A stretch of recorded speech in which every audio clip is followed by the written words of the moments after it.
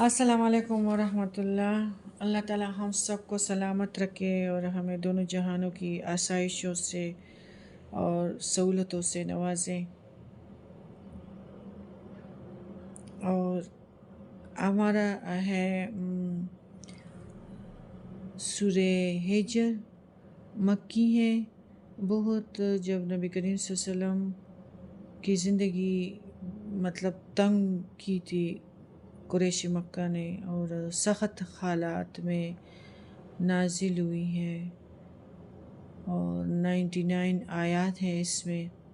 6 रुक्को है और तसल्ली देने के लिए अल्लाह ताला ने इसका नज़ूल फरमाया है। और अल्लाह ताला ही है कि सालिहीन को बाकी रखता है और जाग और ज़र्रात को ख़त्म करता है। शुरू अल्लाह के नाम से जो बड़ा मेहरबान और बार बार रहम करने वाला है। अलिफ लाम रा तिल्क आयातुल किताबे, ये आयात हैं किताब की, व कुरान मुबीन और रोशन कुरान की। यानी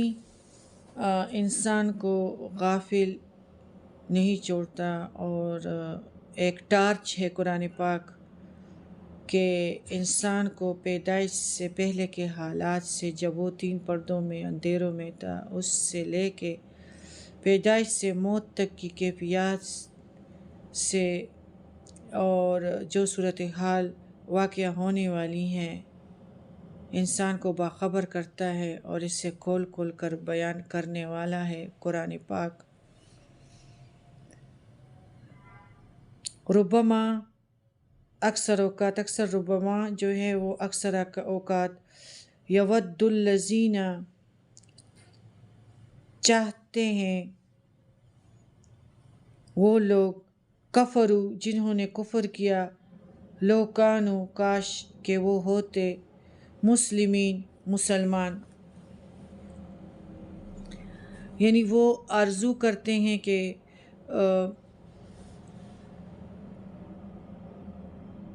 ज़िंदगी और आमाल पे, यानी काफिर लोग अपनी साबिका ज़िंदगी और आमाल पर खसरत और नदामत महसूस करेंगे और मुसलमानों को इज़्ज़त और फलाह बहबूद से सरफराज होता देखेंगे। और ऐसी आरज़ू वो मुसलमान जब तक प्यारे नबी करीम सल्लल्लाहु अलैहि वसल्लम की ताबेदारी में रहेंगे तो इनकी पिटाई कभी भी नहीं होगी और काफिरों से कभी भी हारेंगे नहीं, इनको फ़तह नसीब होगी। और इस तरह बेशुमार मौके अल्लाह ताला ने कुरान शरीफ में भी हमें बताए हैं। जिस तरह ग़ज़वे बदर में अल्लाह ताला ने मुसलमानों को इज़्ज़त और फ़तह नुसरत दी, और इस तरह बेशुमार जंगों में मुसलमानों ही को फ़तह नसीब हुई हैं।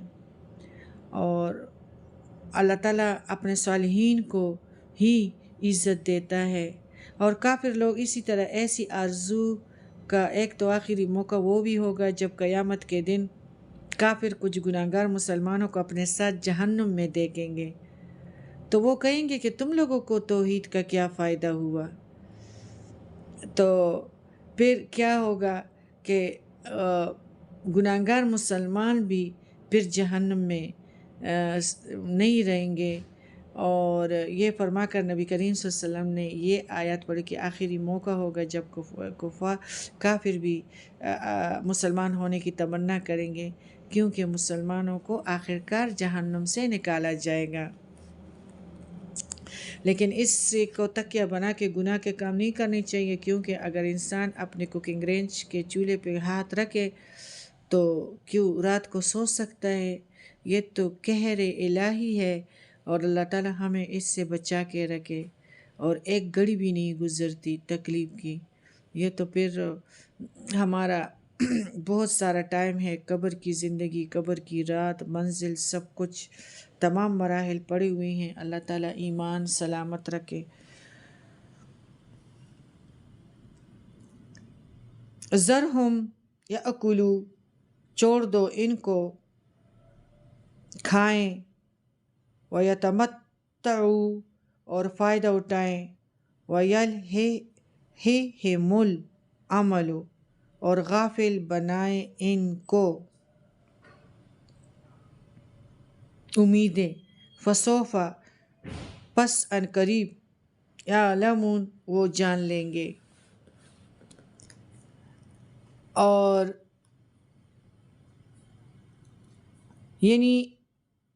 یہ لوگ جو ہے اس زندگی کو، عارضی زندگی کو، عارضی قبضے کو، عارضی دولتوں کو اللہ تعالیٰ نے ان کو غافل کیا ہے، اور لمبی چوڑی امیدیں یہ عارضی زندگی کے ساتھ ان لوگوں نے باندھے ہوئی ہیں۔ اللہ تعالیٰ فرماتے ہیں کہ سب کچھ صحیح بات ہے، زندگی گزر جاتی ہیں، لیکن انسان کہتا ہے کہ ابھی میں بچی ہوں۔ وَمَا أَهْلَكْنَا اور نہیں ہلاک کیا ہم نے من قریۃ کسی بستی کو، کسی علاقے کو، کسی وادی کو، إِلَّا وَلَهَا مگر اس کے لیے کتاب معلوم نوشتہ ہے، معلوم اور مقرر۔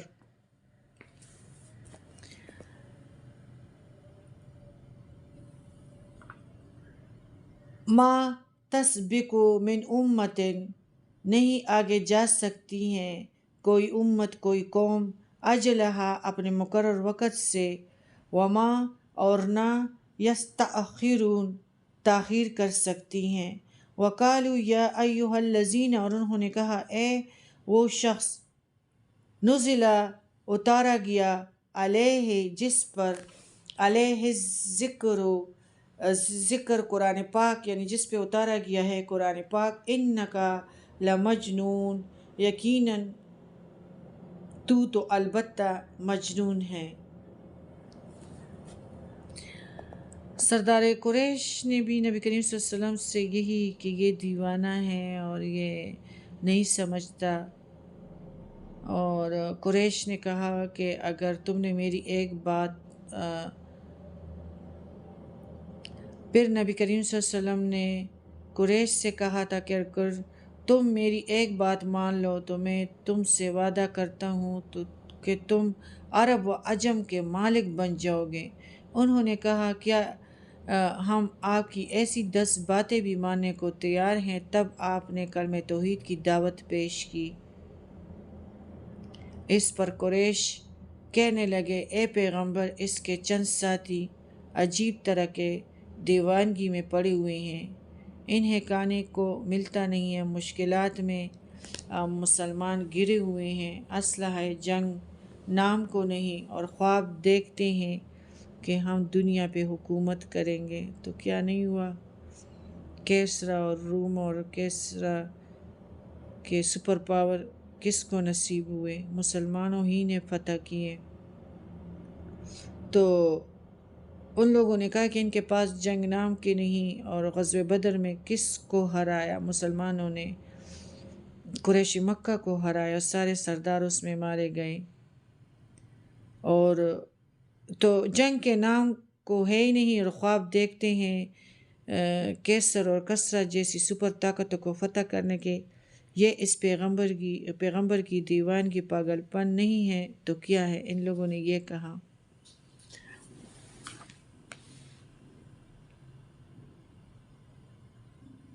لو ما تأتینا بالملائکۃ کیوں نہیں لاتے تم ہمارے پاس فرشتوں کو؟ قریش نے کہا ان کنت من الصادقین اگر ہے تو سچوں میں سے۔ ما ننزل الملائکۃ نہیں ہم اتارا کرتے فرشتوں کو، الا بالحق مگر حق کے ساتھ، وما کانوا اور نہیں ہوا کرتے وہ اذا منظرین تب مہلت دیے جانے والے۔ یعنی فرشتے اللہ تعالیٰ فرماتے ہیں کہ تماشا دکھانے کے لیے یا انٹرٹین کرنے کے لیے تو نہیں ہے، اور نہ میں قرآن کے ذریعے سے کسی کو انٹرٹین کرنا چاہتا ہوں، لیکن فرشتے دکھانے کے لیے تو اتارتے ہیں، اور نہ اس لیے اتارتے ہیں کہ وہ لوگوں کو ایمان لانے پہ مجبور کر دیں، بلکہ فرشتے تو مجرموں پر قہر الہی بن کر آتے ہیں، جس طرح غزوہ بدر میں آئے تھے اور کافروں کی جانیں نکالنے کے لیے آئے تھے، یا پھر کسی قوم کو صفحہ ہستی سے نیست و نابود کرنے کے لیے آتے ہیں، پھر جب یہ آ جاتے ہیں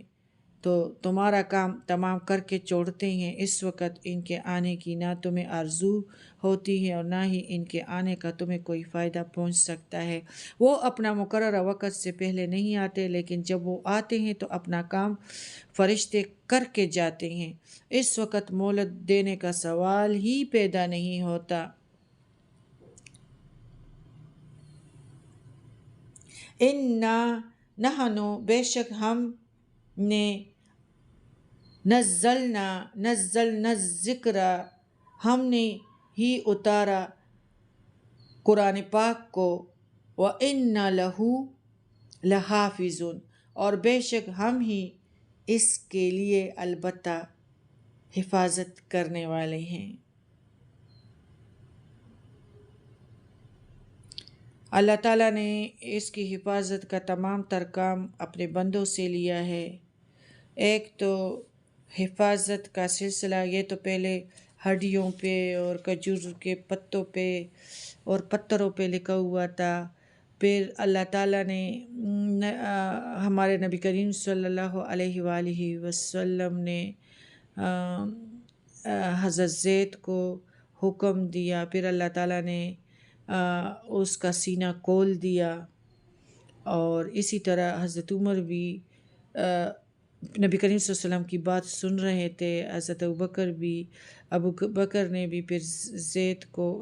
کہا کہ آپ عاقل ہے، جوان ہیں، تو یہ کام شروع کرے۔ حضرت زید نے اس کو یعنی پھر کہیں پرچوں پہ اور کہیں ہڈیوں پہ اور کھجور کی لکڑیوں پہ لکھا ہوا تھا،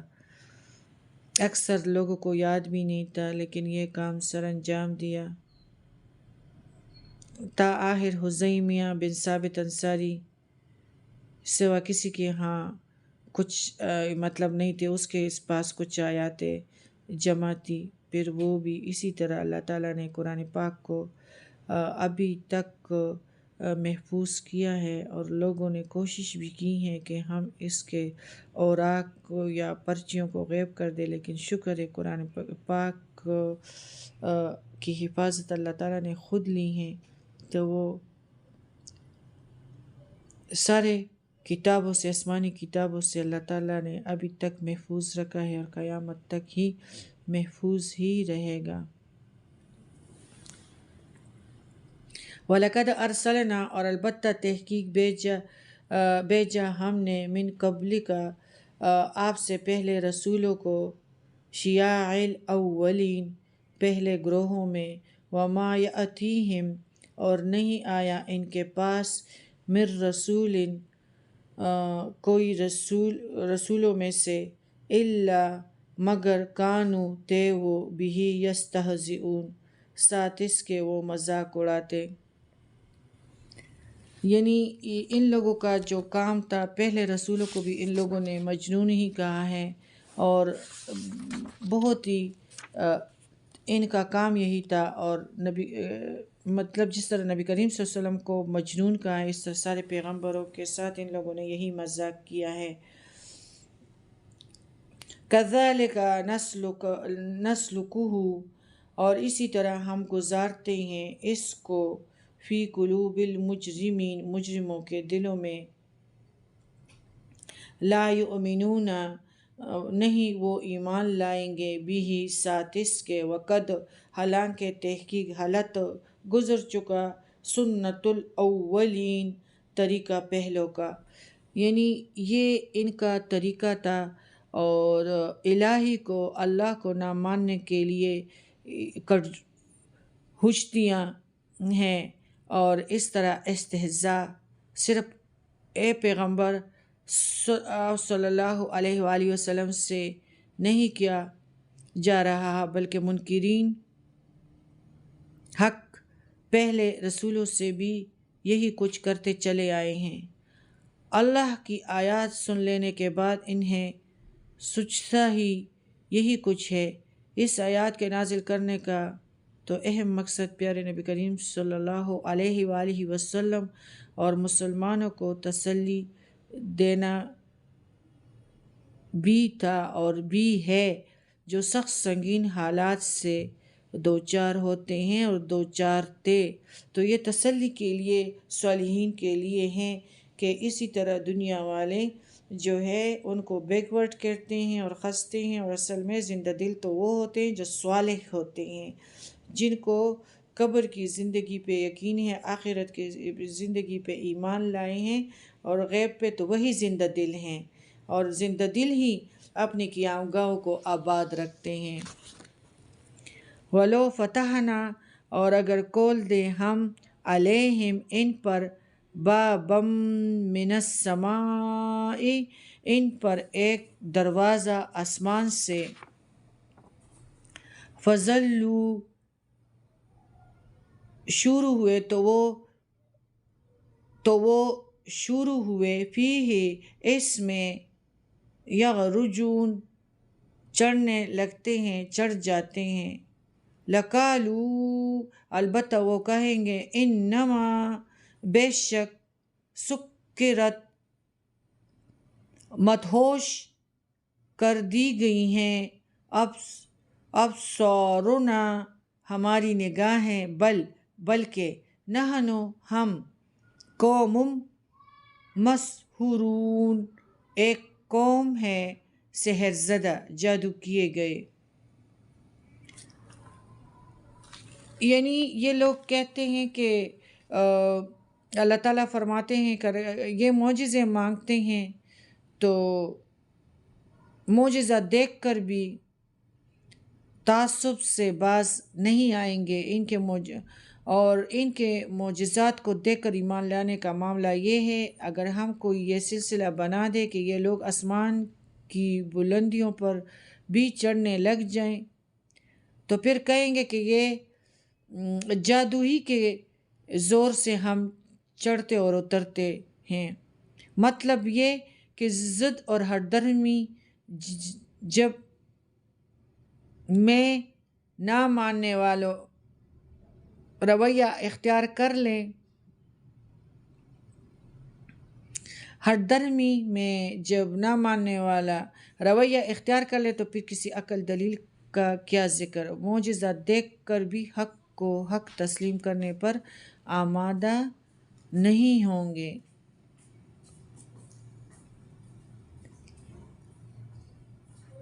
اللہ تعالیٰ نے جو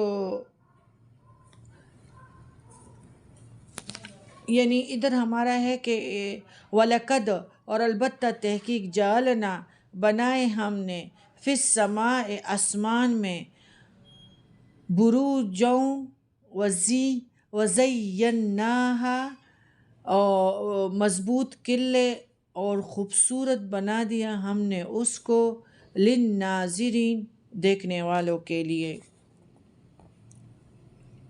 برج سے مراد ستارے اور سیارے ہیں جو رات کے وقت آسمان کو زینت بخشتے ہیں۔ الا من ترک السمع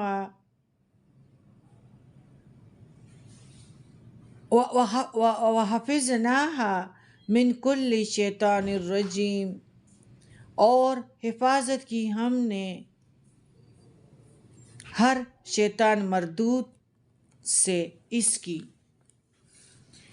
یعنی یہ اس طرح ہے کہ شہاب ثاقب کی حقیقت ہے جو اس آیات کی تفسیر میں اس طرح ہے کہ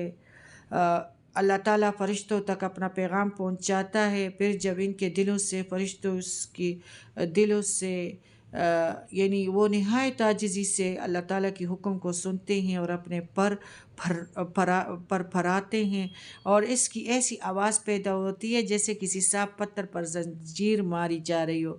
اسی طرح اللہ تعالیٰ فرشتوں تک اپنا پیغام پہنچا دیتا ہے۔ پھر جب ان کے دلوں سے گھبراہٹ دور ہوتی ہے تو دور والے فرشتے نزدیک والوں سے پوچھتے ہیں اللہ تعالیٰ نے کیا ارشاد فرمایا ہے۔ وہ کہتے ہیں جو ارشاد فرمایا ہے فرشتوں کی یہ بات بجا ارشاد فرمایا۔ فرشتوں کی یہ باتیں چوری چھپے سننے والے شیطان سن لیتے ہیں اور اوپر تلے رہ کر وہاں تک جاتے ہیں۔ پھر کبھی ایسا ہوتا ہے کہ فرشتے اس بات کو سننے والے شیطان پر آگ کا شعلہ پھینکتے ہیں جو اسے نیچے والے شیطان کو بات پہنچانے سے پہلے ہی جلا ڈالتا ہے، اور کبھی یہ شعلہ اسے بات پہنچانے کے بعد پہنچتے تو اوپر والا شیطان نچلے کی بات کو پہنچانے میں کامیاب ہو جاتا ہے۔ اسی طرح وہ بات نجومیوں کے منہ پر جاری ہوتی ہیں، زمین تک آ پہنچتی ہیں تو اس میں وہ 100 جھوٹ ملا کر لوگوں سے بیان کرتے ہیں۔ پھر اگر اس کی کوئی بات سچی نکل آئے تو لوگ کہتے ہیں کہ دیکھو نجومی نے ہمیں خبر دی کہ فلاں وقت ایسا ہوگا۔ اس لیے ہاتھ دکھانا بے ایمان وہ انسان ایمان سے فارغ ہوتا ہے۔ ہاتھ دکھانا مسلمان پہ منع ہے۔ ایک جو انسان شراب پیتا ہے تو اس میں ایمان نہیں رہتا، ایک جو انسان زنا کرتا ہے تو اس کا ایمان نہیں رہتا، ایک جو انسان نجومی کے پاس جاتے ہیں تو ان کا ایمان نہیں ہوتا۔ تو نجومیوں کے پاس جو ہے وہ ایمان سے خالی ہو جاتے ہیں۔ اِلَّا مَنِ اسْتَرَكَ مگر جس نے چرا لیا، مَنِ اسْتَرَكَ السَّمْعَ چرا لیا سننا، فَأَتْبَعَهُ تو پیچھا کرتا ہے اس کا شہاب مبین ایک روشن شعلہ، جس طرح میں نے ثاقب کے پھینکتے ہیں۔ وَالْأَرْضَ اور زمین کو مددناہا پھیلا دیا ہم نے اس کو، وَأَلْقَيْنَا اور ڈالے ہم نے فیہا اس میں رواسیَ پہاڑ، وَأَنبَتْنَا اور اگائی ہم نے فیہا اس میں من کل ہر طرح کی شیء ہر طرح کی چیز، شیء موزون مناسب، یعنی زندگی کے لیے اور ضروریات کے لیے جو ہے ہمیں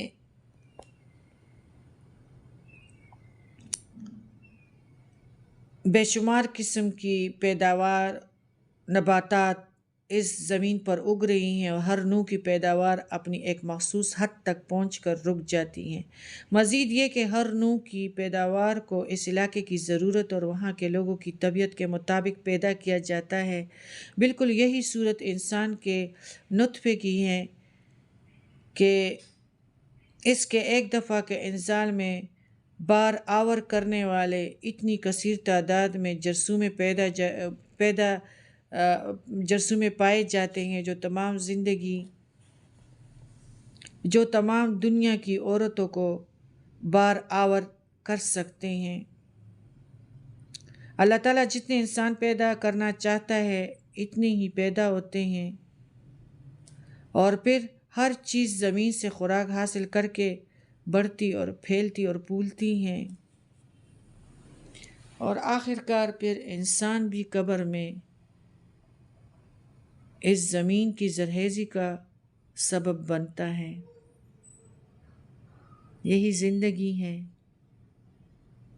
اور یہی روشنی ہے جو اللہ تعالیٰ نے ہماری آنکھوں کو قرآن کے ذریعے سے دیا ہے کہ آخر انسان کو کس چیز پہ گھمنڈ ہے۔ یہی کیڑوں کا خوراک بنے گا۔ اگر شیر جنگل میں بہت دھاڑتا ہے آخر بوڑھا ہو جاتا ہے، مر جاتا ہے، پھر اسی زمین کی زرخیزی کے لیے کھاد بنتا ہے۔ اس طرح انسان بھی بہت ہی اللہ کے آگے بے بس ہے اور اسی زمین ہی کا رزق بنے گا۔ سب کچھ اللہ کے ہاتھ میں ہے۔ وَجَعَلْنَا اور بنائے ہم نے لکم فیہا تمہارے لیے اس میں معاشہ اسباب سامان زندگی، ومن اور ان کے لیے، ومن لستم اور ان کے لیے نہیں تم، لہو اس کے لیے، برازقین رازق۔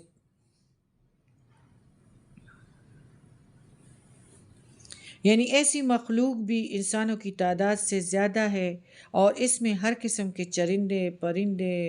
درندے اور تمام حشرات جو زمین پہ ہے وہ شامل ہیں۔ ان سب کی روزی بھی اسی طرح زمین کے ساتھ وابستہ ہے جس سے تمہاری وابستہ ہے۔ اللہ تعالیٰ ہی اپنے خزانوں سے سروں کو فراوانی کرتا ہے اور ساروں کو دیتا ہے۔ وَإِن مِّن شَيْءٍ اور نہیں کوئی بھی چیز، إِلَّا مگر، عِندَنَا مگر ہمارے پاس، خزائنہ اس کے خزانے ہیں، وَمَا نُنَزِّلُهُ اور نہیں ہم اتارتے اس کو، إِلَّا مگر، بِقَدْرٍ معلوم ساتھ ایک اندازے کے جو معلوم ہے۔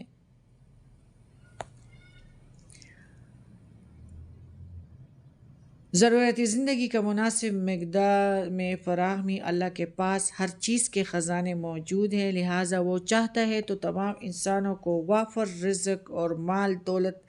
عطا کر سکتا تھا، مگر اس کی اہمیت کا تقاضا ایسا نہیں، کیونکہ ایک تو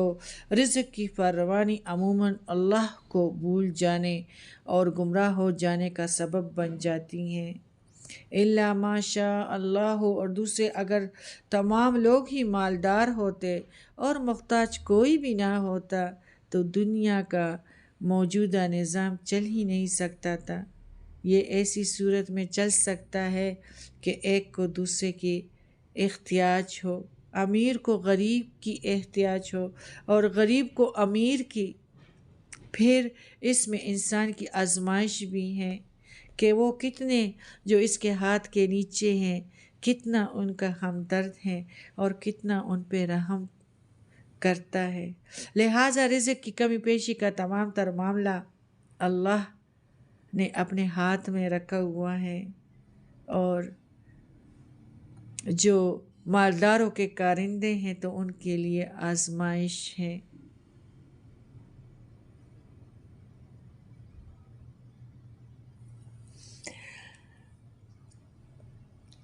وَأَرْسَلْنَا اور بھیجے ہم نے، وَأَرْسَلْنَا الرِّيَاحَ اور بھیجے ہم اور بیچتے ہیں ہم ہواؤں کو، لواقح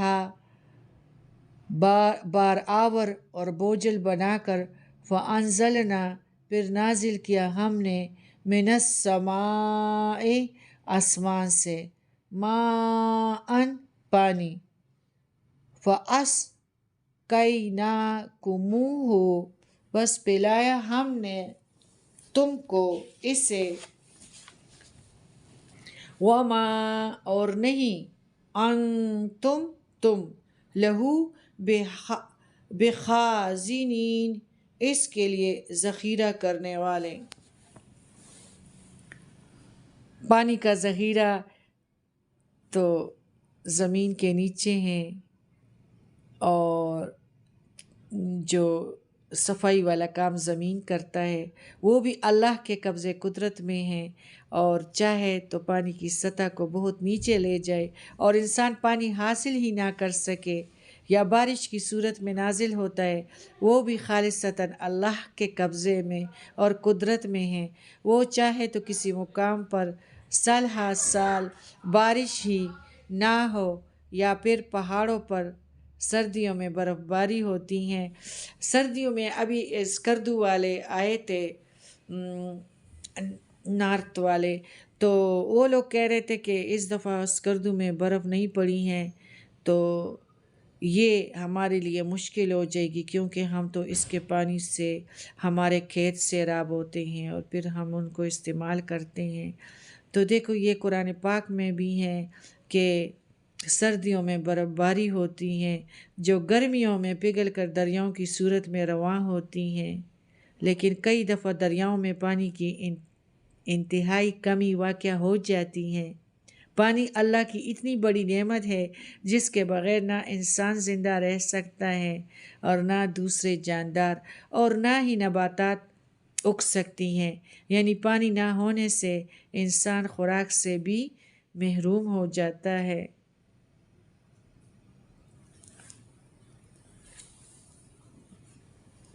وَلَقَدْ وَإِنَّا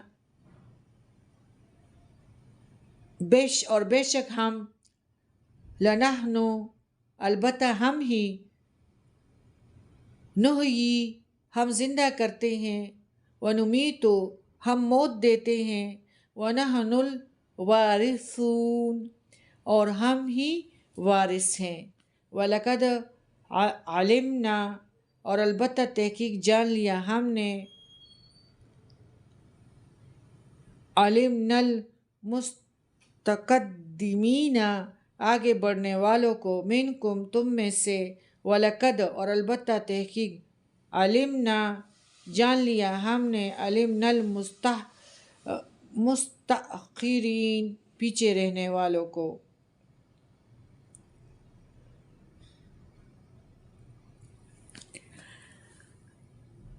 یعنی ہر چیز کا مالک اور وارث اللہ ہے۔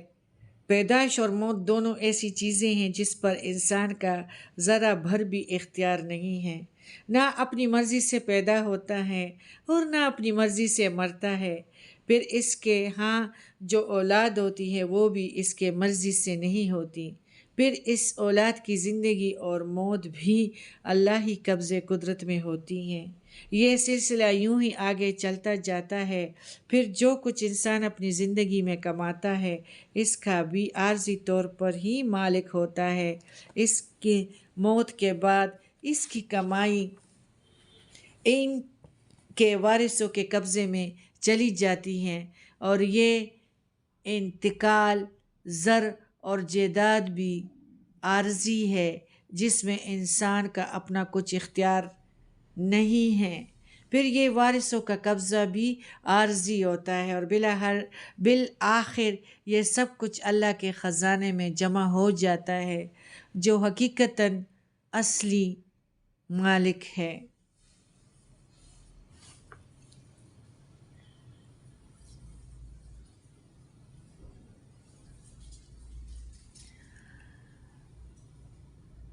اور جو پہلے گزر چکے ہیں اور جو بعد میں آنے والے ہیں، یہ بھی جو اسلام لانے میں آگے نکل جانے والے ہیں اور جو نیکیوں میں آگے جانے والے ہیں، نیک کام میں یا برے کام میں آگے نکل جانے والے ہیں اور پیچھے والے، اللہ ان سب سے پوری طرح باخبر ہے۔ وَلَقَدْ اور البتہ تحقیق خَلَقْنَا الْإِنسَانَ پیدا کیا ہم نے انسان کو، من سلسال من گھنکتی مٹی سے، من حماء مسنون سیاہ گاڑے کیچڑ سے، سڑی ہوئی مٹی سے، والجان اور جنوں کو، خلقناہ پیدا کیا ہم نے ان کو، من قبل اس سے قبل، من نار السموم آگ کی لپٹ سے۔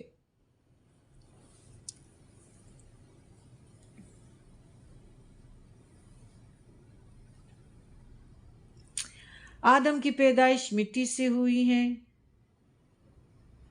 تین یعنی گیلی مٹی، خشک مٹی میں جس میں پانی ملایا گیا ہو، تین لازب چپک دار گیلی مٹی، چکنی مٹی، اس کے بعد اس مٹی کو حماء مسنون کی شکل دی گئی، یعنی ایسی مٹی یا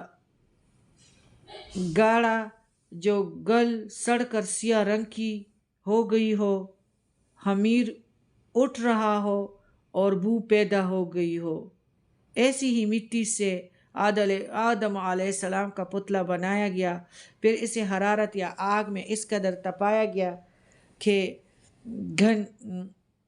کھنکنے سے کھن کھن کی آواز پیدا کرتا، ایسی مٹی کو سلسالن اور سلسالن کل فخار کا نام دیا گیا، جس سے معلوم ہوتا ہے کہ آدم علیہ السلام پیدائش میں غالب عنصر جو ہے وہ مٹی ہی تھا۔ جنوں کی پیدائش آگ سے ہوئی ہے جس میں ہوا ملی ہوئی تھی، سموم یعنی سخت گرم ہوا، یعنی اتنی گرم ہوا جو آگ جیسی گرم ہو، ہر چیز کو جلس کر رکھ دے، جس سے معلوم ہوا کہ جنوں کی پیدائش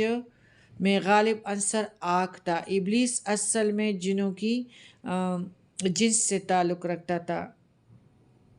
مگر اپنی ہم وقت عبادت گزاری کی وجہ سے فرشتوں کی صف میں شامل ہو گیا تھا، جو تکبر کی وجہ سے مردود ہو گیا۔ جان، پتہ نہیں انگلش میں جان کس کو کہتے ہیں، لیکن جان جو ہے عربی میں جن کو کہتے ہیں۔ جن کا لغوی معنی کسی چیز کو ڈانپ کر چھپا دینا، وہ نظروں سے اوجھل ہو جائے۔ جنوں کو بھی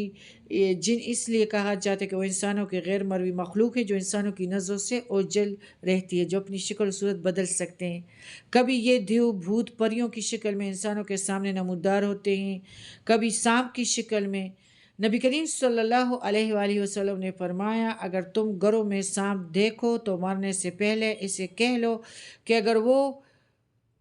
اگر وہ جن ہے تو چلا جائے۔ قرآن میں بھی جان کا لفظ سانپ کے لیے استعمال ہوا ہے، اور جان صرف ایسے سانپ کو کہتے ہیں جو عصا کی طرح لمبا اور پتلا ہو۔ وہ جنوں کی شکل ہے لیکن سانپ کی شکل میں پھر آتا ہے لوگوں کی نظروں میں۔ تو نبی کریم صلی اللہ علیہ وسلم نے فرمایا کہ گھروں میں سانپ دیکھو تو مرنے سے پہلے اسے کہہ لو کہ اگر وہ جن ہے تو چلا جائے۔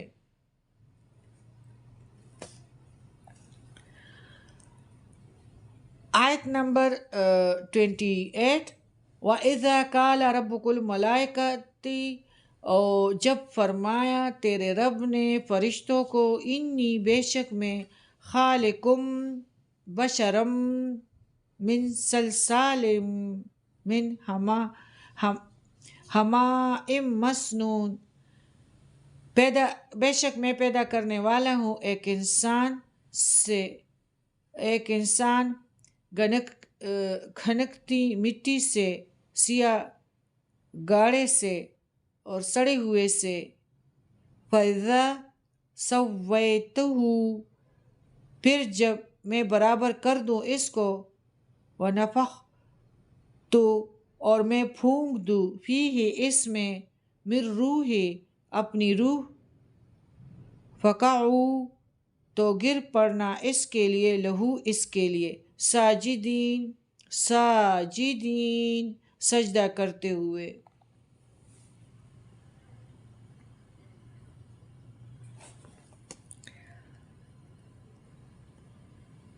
جب انسان کا پتلا تیار ہو گیا تو اس وقت اللہ تعالیٰ نے فرشتوں کو حکم دیا کہ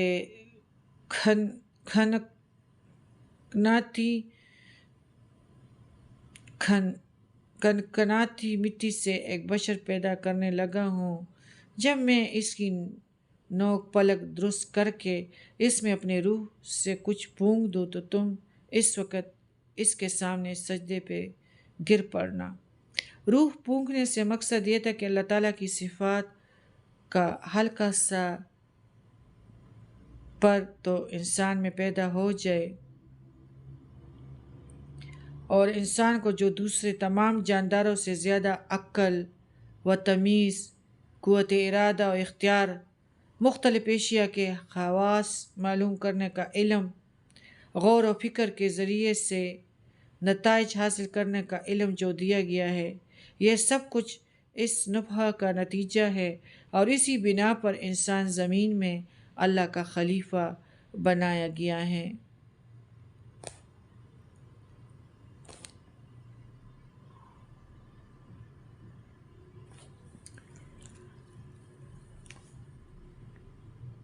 فسجد الملائکۃ کلہم اجمعون، تو سجدہ کیا فرشتوں نے سب نے اکٹھے، الا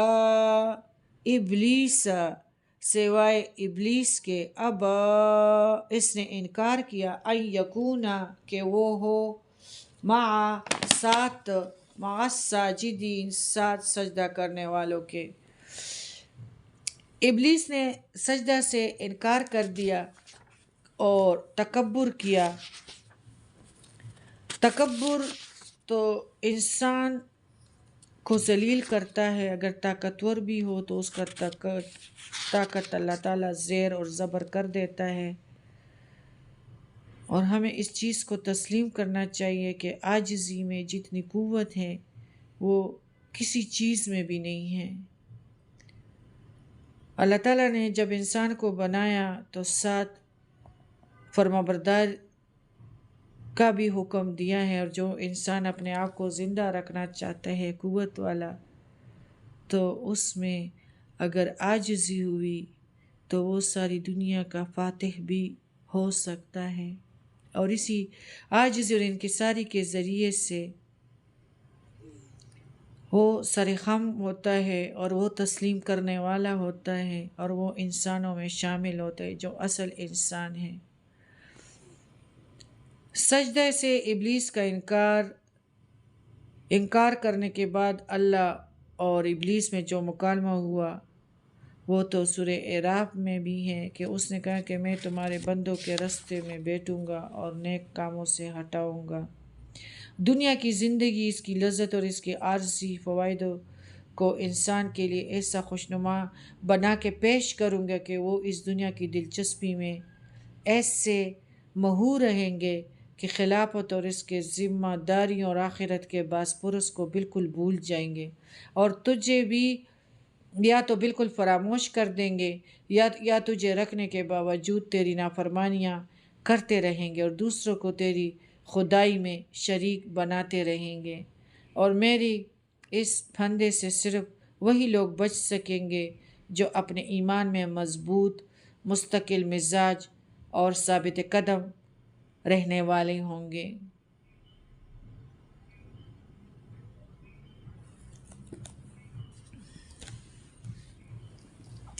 کالا، فرمایا، یا ابلیسو،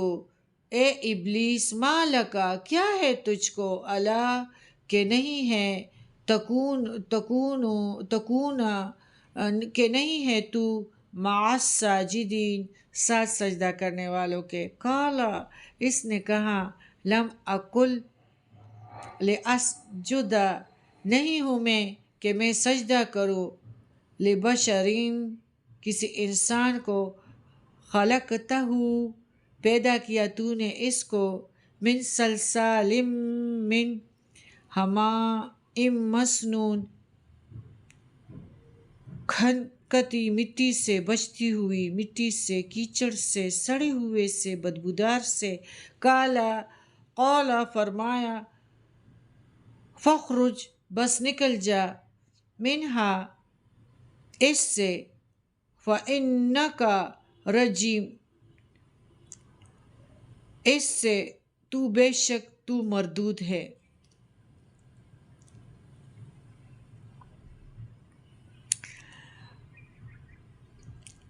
وَإِنَّ،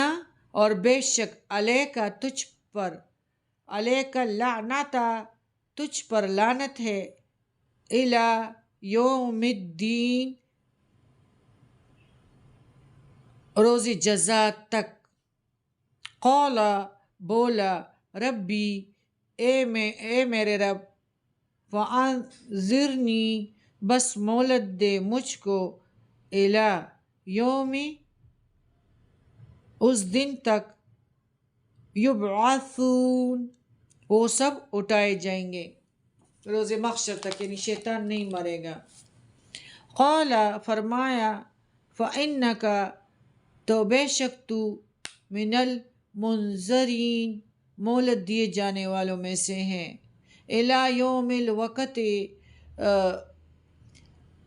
جو وقت ہے، معلوم، وقت المعلوم جو وقت ہے معلوم، قال ربی اس نے کہا اے میرے رب، بما بوجہ اس کے جو اغویتنی تو نے بیراہ کیا مجھ کو، لا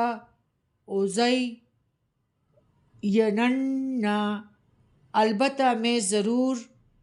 خوبصورت بنا دوں گا، لہم مزین کر دوں گا ان کے لیے، فی الارض زمین میں، ولا اغوینہم البتہ میں ضرور بہکاؤں گا ان کو، اجمعین سب کے سب کو، الا عبادک سوائے تیرے بندوں کے، منہم المخلصین ان میں سے جو چنے ہوئے ہیں، جو خالص ہے، یعنی مخلص صالحین اور جو خالص ہے۔ قال فرمایا، ھذا صراط علیہ مستقیم، یہ رستہ ہے مجھ تک سیدھا، یعنی وہ سیدھا رستہ جو اللہ تک پہنچتا ہے، یہ ہے ایک انسان جو مخلص ہو، خالص اللہ کے لیے ہو، اور اللہ کے مطلب کہ اللہ کے درمیان کسی کو شرک کرنے والا نہ ہو، نہ کوئی بنانے والا ہو، ایک ہی اللہ کی عبادت کرنے والا ہو، جس طرح حضرت ابراہیم علیہ السلام تھے، کہ انسان خالصتاً اللہ کی عبادت کرے اور اسی پر توکل کرے، اور ایمان لانے کے بعد ان سارے تقاضوں کو پورا کرے، اپنے ایمان میں مستقل اور ثابت قدم رہیں۔ ایسے لوگ جو اس راہ پر چلتے جائیں کبھی شیطان کے پھندے میں نہیں آ سکیں گے، اور اللہ تعالیٰ ہی ان کو توفیق دے گا اور ان کا طاقت بنے گا، اور وہ شیطان کے ہاتھوں اغوا ہونے سے بچا کے رکھے گا۔ ان عبادی لیس لک، بے شک میرے بندے نہیں ہیں تیرے لیے، علیہم ان پر، سلطان کوئی زور، الا مگر من اتبعک پیروی کرے تیرے، من الغاوین بہکے ہوئے میں سے، یعنی شیطان کو صرف اتنا اختیار اللہ تعالیٰ کی طرف سے ملا ہے کہ وہ دھوکے فریب سے، جھوٹ بول کر، وسوسے ڈال کر، دنیا کے فوائد میں الجھا کر، غلط قسم کے توقعات اور وعدے دے کر انسان کو پھر گمراہ کر سکتا ہے تو کرے، مگر اس سے یہ اختیار قطعاً نہیں دیا گیا کہ وہ کسی کو زبردستی کھینچ کر اللہ کی راہ سے ہٹا کر اپنی راہ پر ڈال دے۔ اور شیطان خود اہل دوزخ کے سامنے اس بات کا اعتراف کرے گا کہ میں نے تم سے جھوٹا وعدہ کیا، اور تمہیں اپنی طرف بلایا جس کے میرے پاس کوئی دلیل نہ تھی، پھر بھی تم نے میری دعوت کو تسلیم کر لیا، میرا تم پر کچھ زور نہ تھا، لہٰذا آج مجھے ملامت نہ کرو بلکہ اپنی عقلوں کا ماتم کرو۔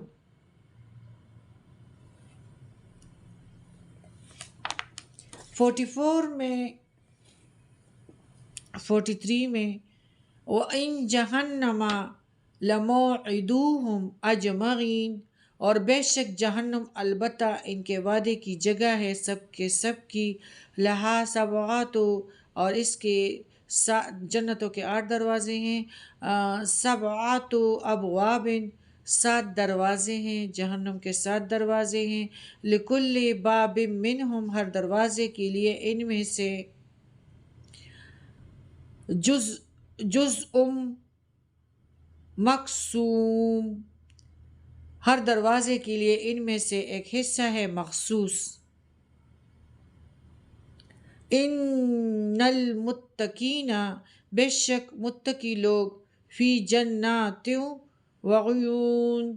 باغوں میں ہوں گے اور چشموں میں ہوں گے۔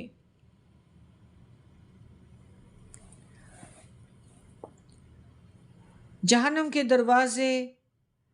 7 ہے، اور مجرم لوگ الگ کر دیے جائیں گے اور سب ایک ہی دروازے سے داخل ہوں گے، جسے دوہرے ایک دروازے مشرک الگ دروازے سے، منافق الگ دروازے سے، اور الگ الگ دروازہ ہوگا، یہ طبقات بھی ساتھ ہی ہوں گے۔ ابن عباس رضی اللہ تعالیٰ عنہ کے نزدیک ان کے نام ہے جہنم، سعیر، لظہ، حطمہ، سقر، جہیم، حاویہ۔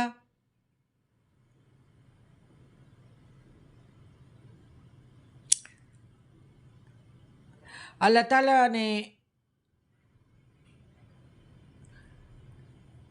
یعنی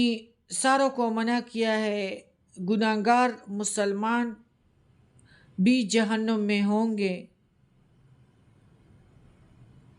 صغیر میں یہودی ہوں گے، خطمہ میں سائبین ہوں گے، پانچویں سکور میں مجوسی ہوں گے، چھٹے طبقے میں مشرک ہوں گے، ساتویں طبقے میں منافق ہوں گے۔ جو سب سے نچلا ہے، اسی طرح جہنم کے دروازے 7 ہیں اور جنتوں کے دروازے 8 ہیں۔ دنیا کی زندگی میں لوگوں کے درمیان جو بغض اور غلط فہمیوں کی بنا پر کچھ رنجش اور ناراضگی دلوں میں رہ بھی گئی ہو، تو جنت میں داخل ہونے سے پہلے ایسی سب چیزیں اللہ دلوں سے نکال دے گا۔ اس آیات پر حضرت علی نے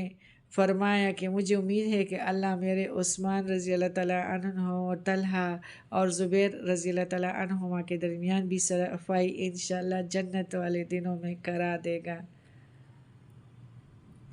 واضح ہے کہ چارواں صحابہ کرام 6 رکنی کمیٹی کے ممبر بھی تھے۔ حضرت عمر نے اپنے وفات سے بیشتر نئے خلیفہ کے انتخاب کے سلسلے میں تشکیل دی تھی، اور یہ رنجش بعض غلط فہمیوں کی بنا پر بھی پیدا ہو گئی تھی۔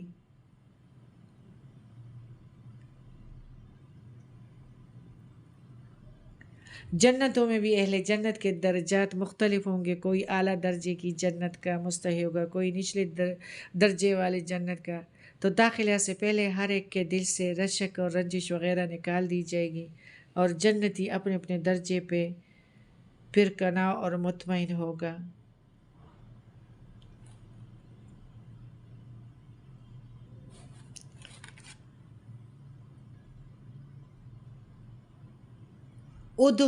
ادخلوہا بسلام آمین، داخل ہو جو ان میں سلامتی کے ساتھ، امن سے رہنے والے۔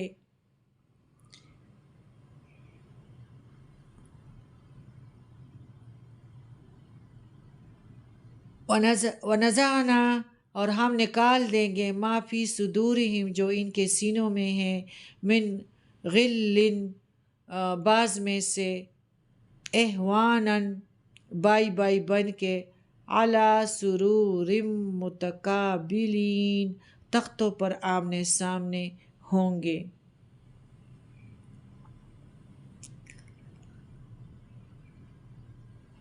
لا یمسہم، نہیں چھوئے گی ان کو، فیہا، اس میں، نصب وما ہم، اس میں کوئی تھکاوٹ اور نہیں وہ، منہا، اس میں سے، بمخرجین، نکالے جانے والے ہوں گے۔ ہمیشگی کا گھر ہے، یعنی دنیاوی زندگی کی طرح اپنا پیٹ پالنے کے لیے جو محنت و مشقت ہوتی ہیں کہ ابھی رات کے لیے کھانا بنانا ہے، ابھی ناشتے کے لیے آٹا گوندنے ہیں، اور بہت سارے کام ہوتے ہیں، تو وہ محنت و مشقت نہیں کرنی پڑے گی۔ ہر مطلوبہ چیز طلب کرنے پہ فوراً حاضر جنتوں میں کر دی جائے گی۔ انہیں ان چیزوں کے حصول کے لیے یعنی پردیسی بھی لوگ، بعض لوگ پیسے کمانے کے لیے اپنے ماں باپ کو، اپنے پیارے پیارے میٹھے بچوں کو چھوڑ جاتے ہیں، اور جو انشاءاللہ جنتوں میں نقل مکانی کی بھی ضرورت پیش نہیں آئے گی، اور ان کے لیے سب نعمتیں دامی ہوگی، اور ان کی زندگی بھی دامی ہوگی، یعنی اس میں جدائی نہیں ہوگی۔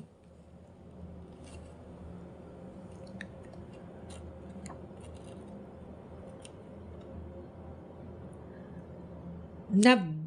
نب عبادی، خبر دے دو میرے بندوں کو، انی، بے شک میں، انا الغفور الرحیم،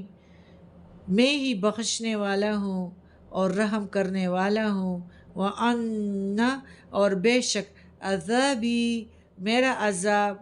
هو العذاب العلیم، وہ ایسا عذاب ہے جو دردناک ہے۔ اللہ تعالیٰ سے امید اور خوف سارے جب ایک مومن کے دل میں اکٹھے ہو، نہ تو اللہ تعالیٰ کی بخشش پر ہی تکیہ کر کے بے خوف ہو جائے اور گناہوں کے کاموں پر دلیر ہو جائیں، اور نہ ہی اللہ سے اتنا زیادہ ڈرنے لگے کہ اس کی رحمت سے مایوس ہو جائیں، یعنی اللہ کی فرمانبرداری کرنے کے بعد بھی اپنے نیک اعمال پر تکیہ کر کے بے خوف نہ ہو جانا چاہیے، بلکہ اپنے بعض عملوں کی وجہ سے اس سے ڈرتے بھی رہنا چاہیے۔ انہی دو صفات کا اکٹھا ذکر اللہ نے اور بھی بہت سے مقامات میں قرآن میں فرمایا ہے۔ مثلا مومن کی صفت یہ بیان فرمائی ہیں، وَيَدْعُونَ رَبَّهُمْ خَوْفًا وَطَمَعًا،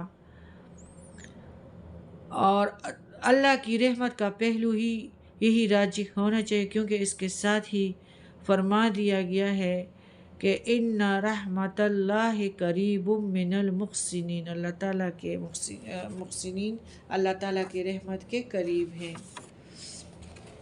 اللہ تعالیٰ ہمارے دلوں کو صاف کر دے، اور ہمارے گناہوں کا پیمانہ تو لبریز ہو چکا ہے۔ اللہ تعالیٰ ہمارے دامی گھر بھی آباد کرے اور صاف کرے، اور ہمارے عارضی گھروں کو بھی چمکا دے اور رحمت اور سکون سے اور خیر سے آباد کر دیں اور خوبصورت کر دیں، اور دونوں جہانوں کے گھروں کو خطروں سے محفوظ کریں۔ سبحانک اللہم و بحمدک، اشہد ان لا الہ الا انت، استغفرک و اتوب الیک۔